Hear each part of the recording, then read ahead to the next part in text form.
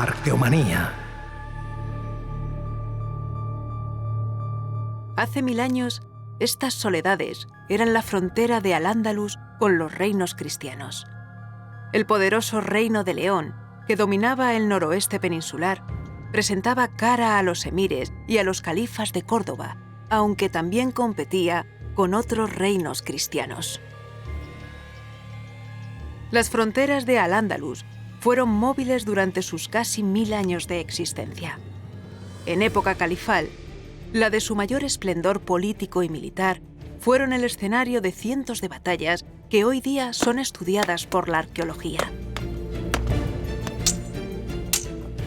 De entre todos los personajes que vivieron al límite de estas fronteras durante casi un milenio, quizás sea Almanzor el que ha dejado una huella más profunda en el imaginario popular. Este es un viaje a aquellos frentes de batalla. La frontera del Duero. Lo que hoy es el Pacífico y sereno Duero fue en tiempo frontera entre los reinos cristianos y Al-Ándalus. Desde esta elevación se domina, por un lado, el castillo de Osma, cristiano, y más allá el castillo de Gormaz, califal. Este territorio fue, por tanto, frontera móvil durante mucho tiempo, casi 2 siglos, y el espíritu de frontera, en su galopada, dejó como huella una dinámica muy singular en patrimonio, cultura y población. Y este espíritu de frontera convirtió a Soria en un territorio único cuya historia vamos a conocer. Marisol, cuando se habla del concepto de frontera uno tiene la sensación, ¿verdad?, de algo etéreo, en fin, abstracto, pero desde este cerro tengo la impresión, ¿no?, la realidad de estar en la gran frontera, la mítica frontera del Duero. No es solamente una impresión, sino que es la realidad. Esta es la frontera del Duero durante casi 200 años. ¿Cuándo se establece aquí y, de alguna forma, hasta cuándo dura este terreno móvil de norte-sur? Cuando los cristianos empiezan a avanzar frente a las tierras andalusíes y montan un primer castillo en Osma, en un cerro de Osma, año 912. Después era una frontera muy móvil, le van cambiando de manos toda esta zona, aproximadamente hasta que ya se consolida como tal a principios del siglo XII como reino cristiano, cuando se construye la catedral en el burgo de Osma. Pero no solamente la frontera fue un escenario, también aquí habitaron personas y sobre todo las recorrieron personajes históricos muy importantes, como el propio Abderramán III. Era un escenario de frontera donde estaban los máximos personajes en combate en aquel siglo X. Esto es un territorio de paso, por aquí pasan los musulmanes, los cristianos, hay racias constantes de ambos bandos. Y en el año 920 Abderramán incluso pernocta en el castillo de Osma, pasa hacia San Esteban de Gormaz. Lo que perdura y se asocia claramente en la frontera es con el dictador, digámoslo, andalusí, Almanzor, y su gran general Galip, ¿no?, que establecieron su sede principal en Medina Celi, aunque su castillo y su fortaleza es Gormaz, que desde aquí se visualiza, ¿no? A mí me parece el mayor general que tuvo nunca jamás Al-Ándalus, me parece brillante, un brillante estratega, y este castillo de Osma también cayó bajo su poder, hizo casi 50 campañas, o más de 50 campañas contra los cristianos. Durante 20 años este castillo cayó en manos musulmanas en época de Almanzor. Realmente Osma era el castillo cristiano, Gormaz entre cristianos y musulmanes, pero realmente esta era la frontera. Es una frontera además que quedaba delimitada por unas estructuras militares, construidas por toda una red, una línea de castillos, torres y atalayas. ¿Qué diferencia hay militar y estratégicamente? Bueno, claro, el castillo es la cabeza visible, el mayor bastión, pero realmente, además de los castillos, había una inmensa red que recorría todo el territorio con atalayas y con torres. Entre ellas son distintas, porque las atalayas son circulares, son de una altura impresionante, pero son torres de señales, básicamente. Pero las torres son estructuras gigantescas, cuadrangulares, donde se alojaban tropas. Son, digamos, el punto intermedio entre un castillo y una atalaya. La atalaya sirve para comunicarse y desde aquí estamos viendo precisamente otras 2 atalayas más que tienen comunicación directa con el castillo de Gormaz. Pero ¿cómo dan la alarma desde esta atalaya, por ejemplo, hasta aquella que aunque se advierte bien, pero está lejos? Generalmente se habla de señales de humo, señales de espejo, señales luminosas, para poder establecer contacto visual entre ellas. en esta zona tan alta, en estos riscos, realmente entre unas y otras sí que se ven. Entonces el mensaje podía discurrir rapidísimamente. ¿Cuándo deja de ser el Duero frontera entre los reinos cristianos y al-Ándalus? En esta zona podemos decir, con un margen de seguridad, siglo XII, pero aún hay algún escarceo por ambos bandos, pero prácticamente en el siglo XII. Cuando deja de ser frontera con al-Ándalus, sigue siendo frontera, en este caso entre Castilla y Aragón.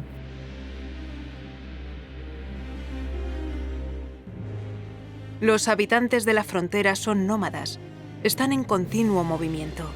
Son guerreros de un espacio en permanente disputa, héroes de un país inexistente.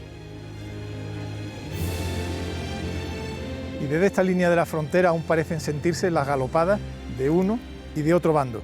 Desde este mismo cerro se escucharían los cascos de los caballos del gran Almanzor y también los del propio Cid en su camino al destierro.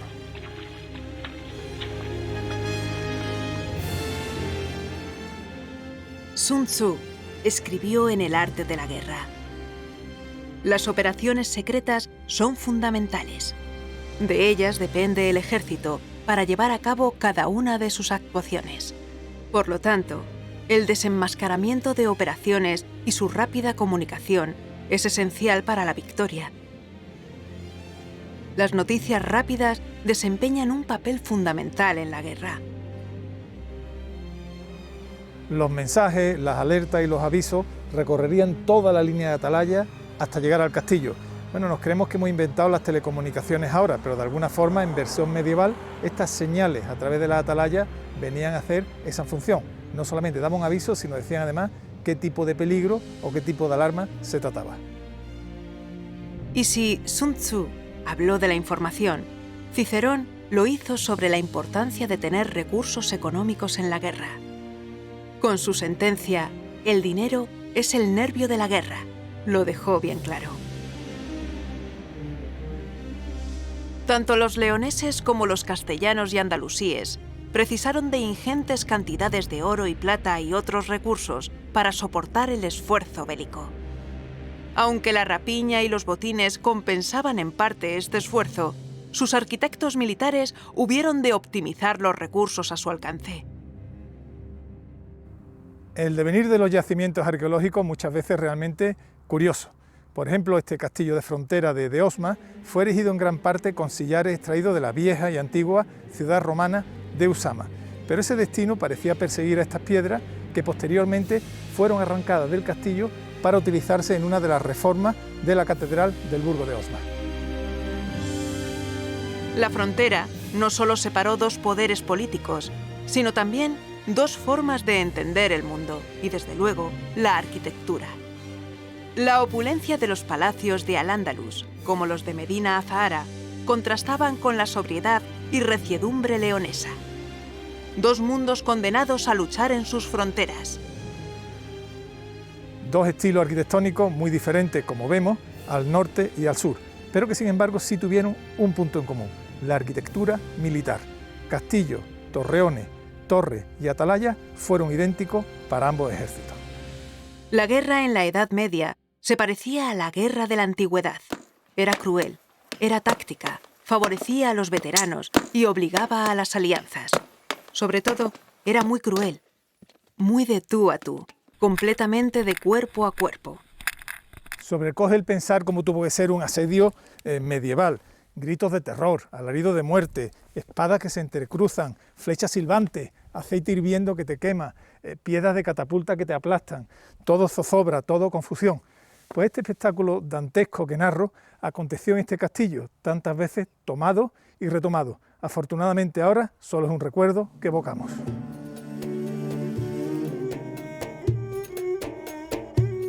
La frontera del Duero no fue la única gran frontera de Al-Ándalus.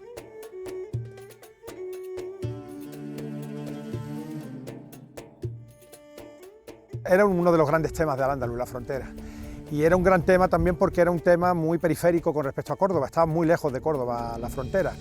Y se organizó de una manera muy clásica, que es con la creación de 3 o de 4 grandes distritos, 3 grandes distritos, la inferior, media y superior, con una militarización absoluta y además con clanes bereberes, fundamentalmente eran grupos bereberes los que habitaban esa frontera.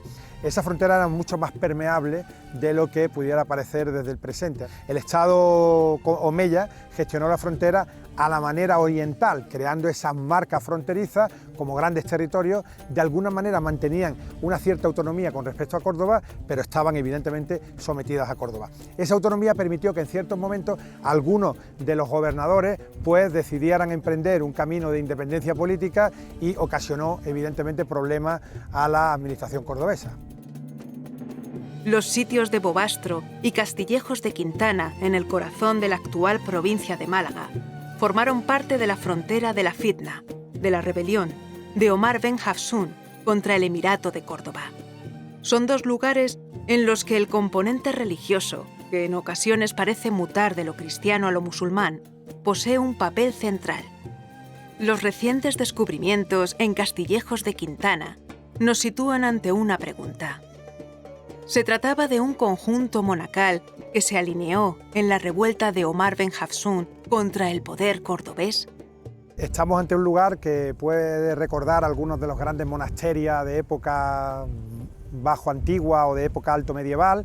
Los materiales que estamos encontrando son materiales fundamentalmente de época visigótica, pero también hay mucho material andalusí, con lo cual la hipótesis de partida es que pudiera tratarse de un lugar de culto amplio, con muchísimas estancias, cenobios, residencias rupestres, etcétera, de época tardoantigua, época visigótica, y que hubiera perdurado hasta la época andalusí, hasta el siglo IX.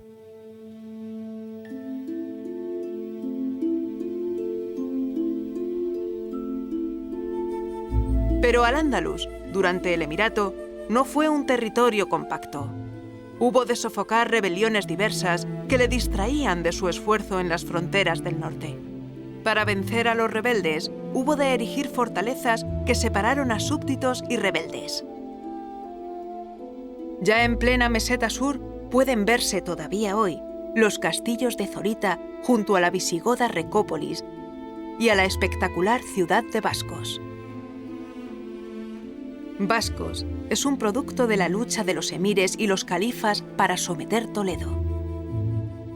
Toledo fue muy importante durante el Emirato y para la construcción del califato. Antes de acceder al trono, Al-Hakam I fue gobernador de la ciudad y Abderramán II, su hijo, nació allí. Abderramán III sería quien lograra unificar el poder y eliminar esa frontera interna. Se viene considerando que Toledo estuvo casi más años sublevada frente a Córdoba que bajo, digamos, la obediencia de los emires cordobeses, ¿no? Eso da muestra de que efectivamente fue un problema muy gordo que los emires llegaron a tener, ¿no? Y de ahí que tuviesen que poner en práctica toda una serie de medidas para intentar controlar la ciudad, ¿no? Pudieron haber estado, como digo, esta fortificación de lugares relativamente cercanos a Toledo para intentar de alguna manera ejercer eso, un cerco en torno a la ciudad, ¿no? Bascos, desde ese punto de vista estratégico, pienso que está, digamos, un poco lejos, ¿no? Pero también, claro, podía estar haciendo frente a otra zona que también era conflictiva, porque esta zona donde estamos, aquí en el límite con Extremadura, toda esta zona fue de fuerte implantación bereber, y también los bereberes originaron muchas revueltas. Su urbanismo se estudia desde hace 4 décadas.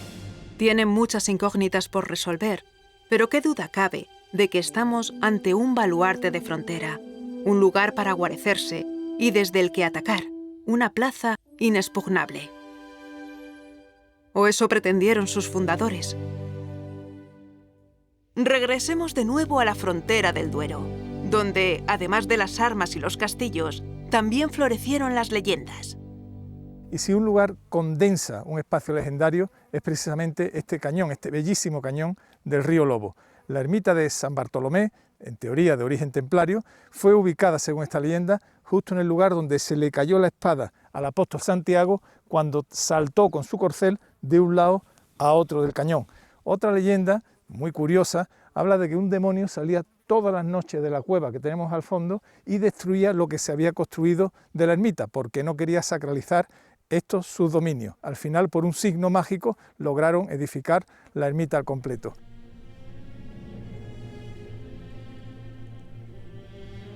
Parece que la tierra de Frontera gozara de una fertilidad desconocida, de una creatividad desbordada y única nacida de la mezcla de gentes y culturas.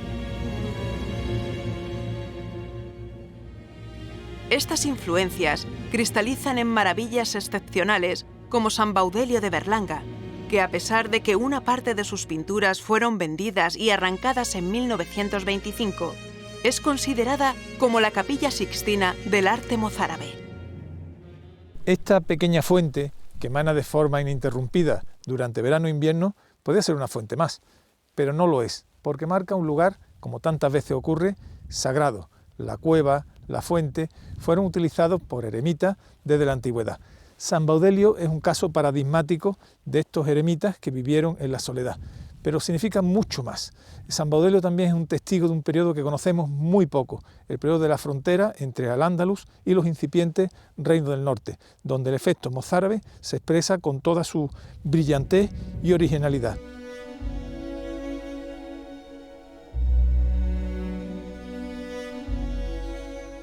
Al cruzar el umbral de San Baudelio, atravesamos una puerta hacia oriente. Aires de Qusayr Amra o de las iglesias sirias de Mardin parece flotar en este ambiente onírico. Escribió Gerardo Diego: que sí, madre, que sí, que yo los vi, 4 elefantes a la sombra de una palma. Los elefantes gigantes y la palma pequeñita. ¿Y qué más? Un kiosco de malaquita.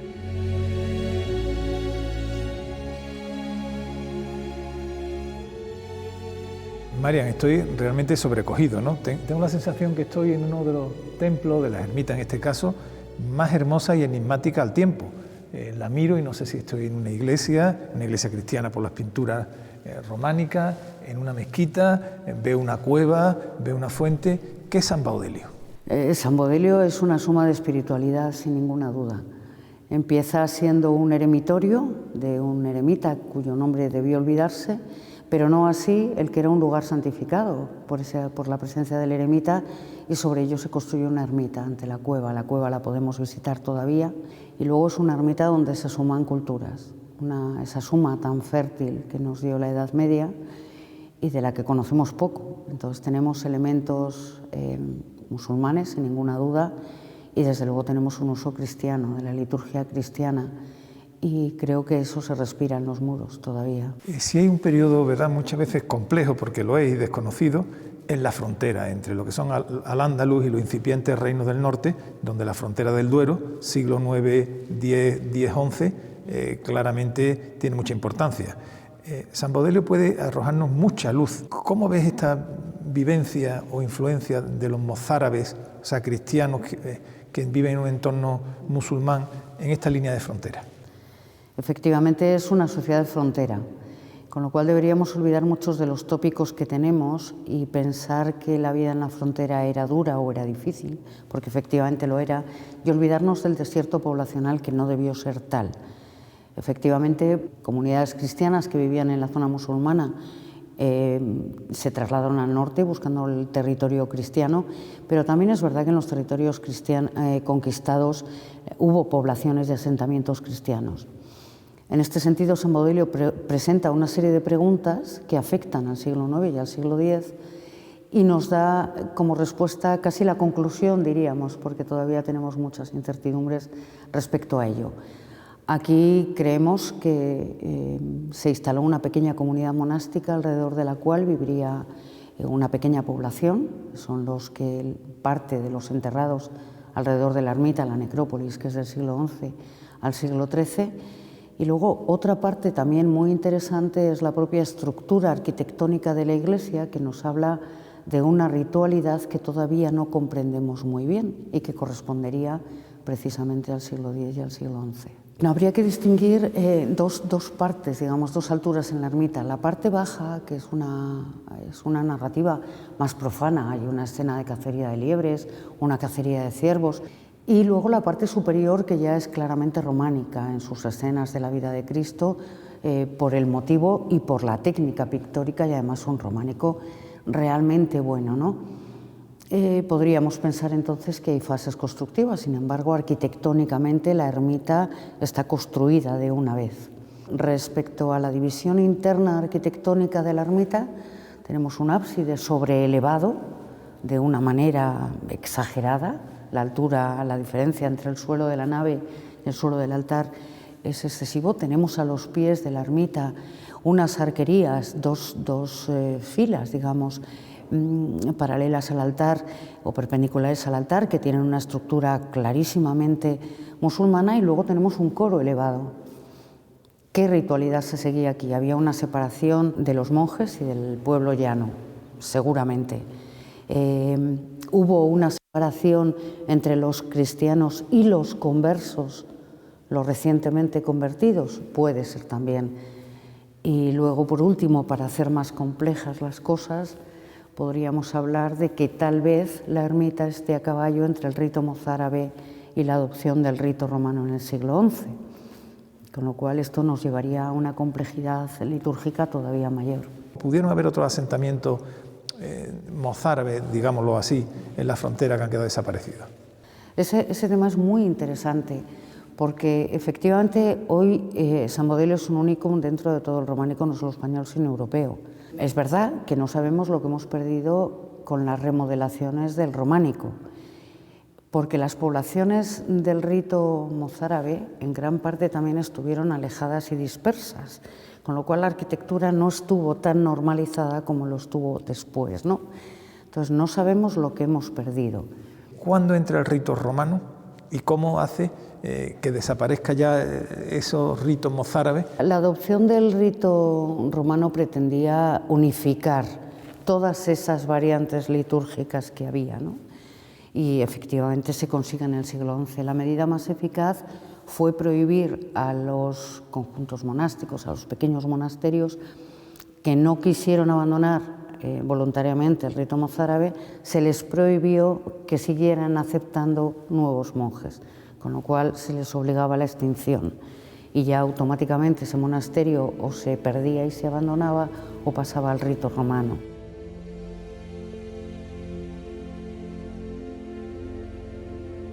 Las influencias andalusíes y orientales no terminan en San Baudelio.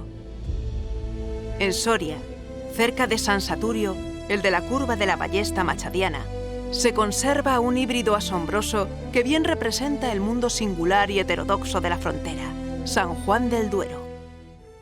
Me habían recomendado que si quería conocer de verdad el espíritu de la frontera, la complejidad de esta frontera en Soria, tanto en su carácter cultural, religioso, de gente, tenía que conocer pues, el monasterio de San Juan del Duero. Acabo de llegar y la sorpresa es enorme. Este claustro, aparte de bellísimo, es extraño. Su variedad de estilos se sale del canon. No sé si estoy en un claustro románico o esto realmente es andalusí. Esta complejidad efectivamente nos habla de esa variedad, de esa complejidad propia de la tierra y de las gentes de frontera.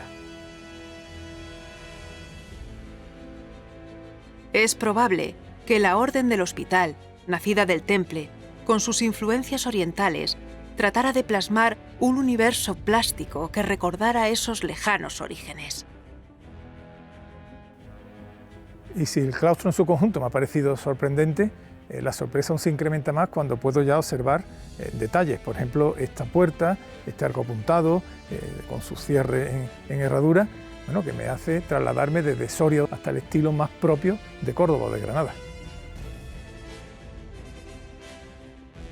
Sabía que venía a un claustro románico, sabía que era bellísimo, sabía que tenía cierta heterodoxia en su planteamiento arquitectónico, pero claro, cuando he llegado y mientras paseaba, he visto desde arcos claramente románico-ortodoxos, a arcos algo apuntados, arcos entrelazados que no hablan claramente de una influencia andalusí. ¿Qué es San Juan del Duero? Es que hay que darse en cuenta que estás en Soria. Tierra de frontera. Y Soria es una tierra de frontera. Estamos en un cruce de culturas que van del sur.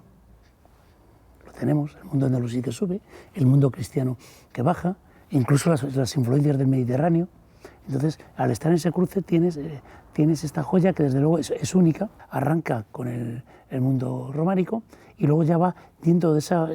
digamos que vamos avanzando en el mundo medieval, los siglos finales del XII, principios del XIII, de ese puro románico del arco completamente semicircular, ya cuando entra el apuntado y luego ya el boom, la explosión, la tenemos justo detrás de nosotros con las dos variantes de entrecruzar los arcos de un claro mundo andalusí. ¿Qué pasó con el poblamiento? La idea que tenemos de que de alguna forma la población autóctona se va hacia el sur y llega a repoblación nueva. Las teorías de don Claudio Sánchez Albornoz ya no se pueden sostener. Es decir, no podemos hablar de que el Duero fue de un desierto. Quizás lo fue pues, a nivel religioso, y tampoco, o puede ser a nivel de instituciones, pero la gente se queda.